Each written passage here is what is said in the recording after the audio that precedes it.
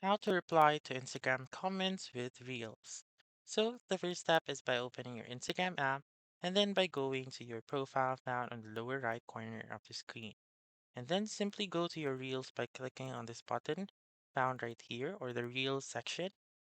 Go to that specific Reel and look for the comment that you want to reply. For example, I want to reply to this comment. Just simply click on reply and you may be able to see this camera icon right here. Simply click on that camera icon, and then now you may record a reel or you may upload existing videos on your camera roll. And once you post your video or your reel, you may be able to click in this comment and it will redirect you to the video or the original video where you can see the um, comment.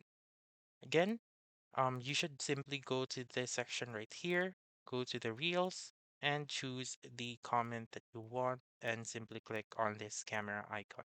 So that's it. That's how you can reply to Instagram comments with Reel. So that's all for this video. Let me know in the comments section if this works out for you. For more helpful tutorials like this, please subscribe to our channel and don't forget to click that notification bell. Thank you for watching and have a wonderful day.